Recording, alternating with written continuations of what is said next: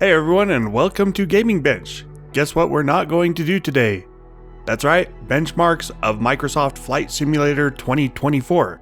And the reason is, the game at launch is apparently completely broken, foobarred, borked, whatever you want to call it. I got the game, I got it on Steam, I downloaded the Steam install, which I think was 11 gigabytes. It wasn't too bad, right? I mean, Microsoft 2020 Flight Simulator was 120 gigabytes, and then it would have caching of another 64 gigabytes. Lots of data. This one, small initial download, relatively speaking, doesn't have a loading screen that says it's downloading things or updating. Instead, it just drops you into the image that you see behind you. And forget about that RTSS, the Riva Tuner Statistics Server overlay, because that's not showing anything useful. It's just playing a video on loop, and I've been waiting for over a minute and we're still at 0%. I waited through this once. It took maybe 30 to 40 minutes and I got into the game. I had walked away and I came back and the game was loaded and I was like, whoa. Then I went into the menus and I set some options. I was all ready to start benchmarking something in the new flight simulator. And the activities, which is what I used before on the previous version, their landing challenges, I thought that was great. It's an easy thing. Set up a landing challenge, watch the plane fly in toward a landing, record frame rates.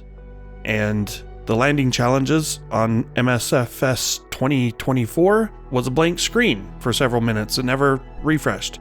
So were most of the other challenges that I looked at, the activities. The tutorial was there, and then I clicked into one of them and I actually couldn't launch the tutorial. And I thought, well, maybe I just need to exit the game and restart. So I exited the game and restarted, and it dropped back into this loading sequence that takes forever.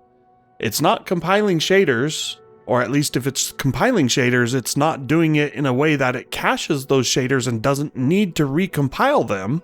I mean, this is ludicrous. And I've heard through the grapevine that Microsoft did not send out pre-release codes to reviewers and such.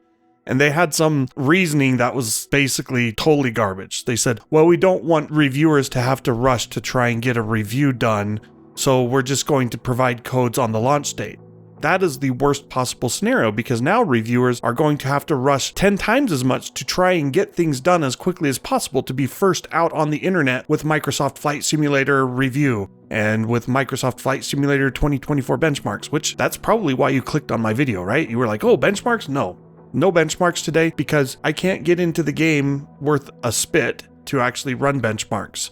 I've been recording this audio stream while loading the game, and it is still at 0%. As you see in this background image, that was recorded. Incidentally, if you hit escape during this loading sequence, it's not immediate, but at some point if you hit escape, it just drops you to the desktop. So it's crazy. I want to benchmark Flight Simulator 2024. At some point, I will, but that point is clearly not today. I don't know if it's overloaded servers or just incomplete game or bad code or whatever. Asobo doesn't really have my confidence in being able to write good, clean code that works well. And Microsoft Flight Simulator 2020 or 2024 seems to have a lot of cruft and messed up stuff that just creates problems. The images I see look like the game might actually be pretty beautiful looking. But also it says it requires a 50 megabits per second internet connection to play, or at least that's recommended, meaning it's streaming in data from Bing Maps or whatever constantly. We'll see how it actually runs at some point. Thanks for tuning in. Dislike if you hate Microsoft. Thumbs down. No, please subscribe still. I will be back with Microsoft Flight Simulator 2024 benchmarks at some point in the coming week or two. I don't know how long it's going to take. Hopefully this all gets fixed in the next day and I can start running benchmarks. Until then, we'll see you next time. Stalker 2 launches tomorrow. It's not broken. Hint, hint.